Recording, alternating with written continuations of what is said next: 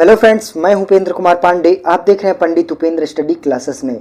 Guys में जैसा कि आप लोग को आज हम डिस्कशन करने वाले हैं मेट्रोलॉजी एंड मेजरिंग इंस्ट्रूमेंट के चैप्टर फर्स्ट के बारे में।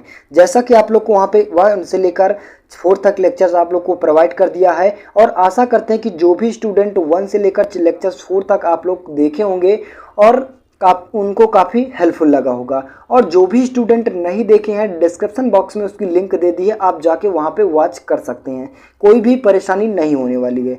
और जैसा कि आप लोग को मैंने बताया था कि मैकेनिकल 6 सेमेस्टर की सारी क्लासेस आप लोग को अवेलेबल करवा रही हैं और डे बाय डे आप लोग को जिस प्रकार से मैंने क्लासेस का रखा था उसी प्रकार आप लोग को भी day by day classes provide कर रहे हैं। तो जैसा कि आप लोग को मैंने बताया था कि मैकेनिकल 6 सेमेस्टर की क्लासेस के साथ साथ आप लोग को पीडीएफ भी अवेलेबल है। और पीडीएफ का मैंने जैसा कि आप लोग को पेमेंट बताया था तो ओनली 1 सब्जेक्ट का कितना रखा था, ओनली 45 रुपीज़। और वहीं पे टोटल सब्जेक्ट का लेते हैं तो 179 में आप लोग को टोटल सब्जेक्ट का पीडीएफ और प्लस में इंपॉर्टेंट क्वेश्चन कब मिलने वाला है, एग्जाम के 1 मंथ पहले। और प्रैक्टिकल सहित भी आप लोग को प्रैक्टिकल भी प्रोवाइड करवाया जाएगा एग्जाम के थ्रू। जैसा कि आप लोग को यहाँ पे मेट्रोलॉजी का आज हम टॉपिक पढ़ने वाले हैं, तो मेट्रोलॉजी में कौन चैप्टर फर्स्ट के बारे में तो कुछ टॉपिक के बारे में डिस्कशन किया गया था। आज का टॉपिक होने वाला है इंटरचेंजेबिलिटी, यानी अंतः परिवर्तनीयता क्या होता है। आज हम इसके बारे में जानेंगे, पूरी डिफिनीशन क्या होता है, इसके एडवांटेज क्या होते हैं, इसके क्या क्या डिसएडवांटेज होते हैं, इन सभी चीज़ों के बारे में पूर्ण रूप से जानकारी जानने वाले हैं। तो यहाँ पे वीडियो काफ़ी हेल्पफुल होने वाली है, वीडियो लास्ट तक देखना तभी आप लोग को समझ में आएगा। चलिए हम देखते हैं। जैसा कि आप स्क्रीन के माध्यम से देख पा रहे हैं, इंटरचेंजेबिलिटी यानी अंतः परिवर्तनीयता क्या होता है, इसको देखेंगे। पहले हम डिफिनीशन के माध्यम से डिफिनीशन के थ्रू समझेंगे, फिर उसके बाद आपको एग्जाम्पल के थ्रू समझा दिया जाएगा जिससे आप समझ सकते हैं। चलिए देखते हैं यहाँ पे डिफिनीशन हमारा क्या कहता है कि इंटरचेंजेबिलिटी यानी इसके अंतर्गत किसी मशीन अवयवों के गुण स्तर को ध्यान में रखते हुए एक ही माप व आकार के किसी उत्पाद का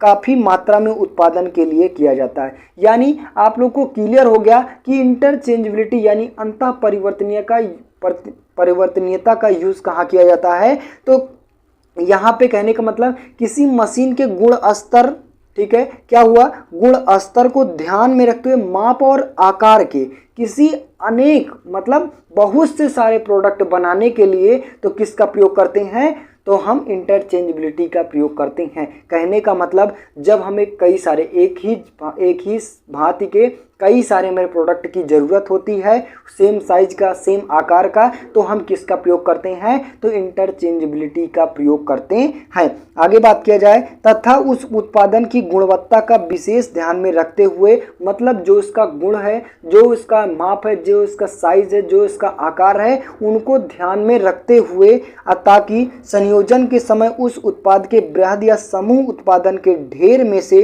कोई एक भी पीस का उत्पाद लगाया जा सके। मतलब कहने का मतलब हुआ, जब हम कई सारे प्रोडक्ट का निर्माण कर लेते हैं सेम साइज सेम आकार का, जिस प्रकार से हमें चाहिए होता है, तो उसमें जो भी हमारा बृहद उत्पादन किया गया उसमें से किन्हीं एक पार्टों को लगाकर मतलब उठाकर जहां हमें फिट करना होता है वहां पे फिट किया जाता है, जिससे हमारा प्रोडक्ट जो भी हमारा प्रोडक्ट बनाया गया वो फिटमेंट पूर्ण रूप से बैठ जाता है।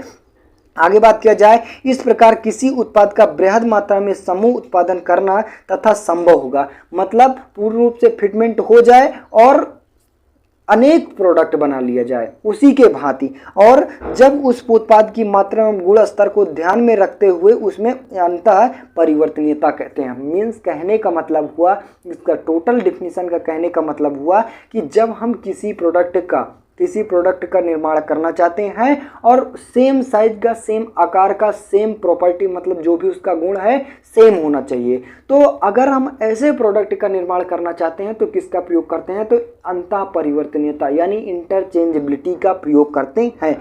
क्या किस प्रकार से ध्यान रखने का सबसे पूर्ण रूप से इम्पोर्टेंट क्या है, उसका साइज क्या है, उसका मटेरियल्स क्या है, उसका आकार किस प्रकार से है, इन सभी चीज़ों को ध्यान में रखते हुए अगर इन सभी चीज़ों को लेवल इकट्ठा किया गया और हमारा प्रोडक्ट सही शुद्ध रूप से बना तो हमारा किसके अंतर्गत आता है, तो इंटरचेंजेबिलिटी यानी अंतः परिवर्तनीयता के अंतर्गत आता है।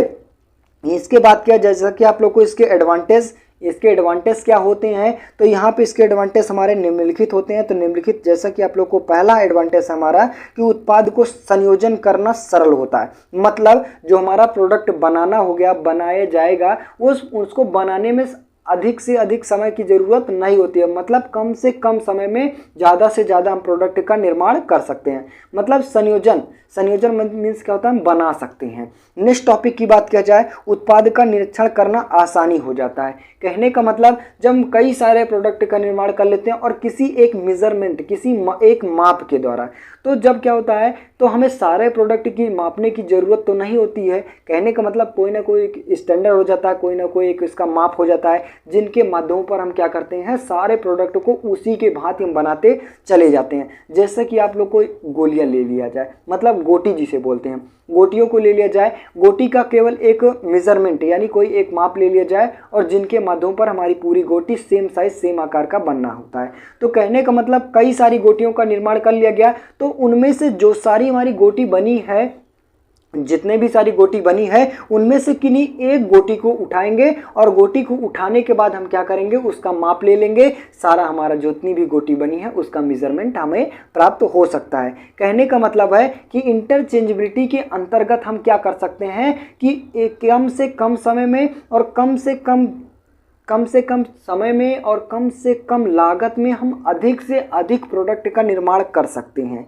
कहने का मतलब यही हुआ इंटरचेंजेबिलिटी के अंतर्गत। वहीं पे नेक्स्ट बात किया जाए, उसका आसानी से निरीक्षण भी किया सकता है, मतलब चेकअप भी किया जा सकता है। नेक्स्ट टॉपिक की बात किया जाए, उत्पादन में काफ़ी कम समय लगता है। जो प्रोडक्ट हमारा बनाया जाता है, हम किसी एक प्रोडक्ट को माप लिया जाता है, मापने के बाद क्या करते हैं, उसी के आधारित पर हम कई सारे प्रोडक्ट का निर्माण कर सकते हैं। और बाय द वे क्या होता है, अगर उसी के आकार में थोड़ा बढ़ा चढ़ा के मतलब दूसरा प्रोडक्ट बनाया गया या फिर कहने का मतलब उसका साइज बड़ा कर दिया गया, तो उसमें नापने में बहुत सी सारी ऐसी समस्याएं उत्पन्न होगी जिसमें हमारा टाइम वेस्ट होगा।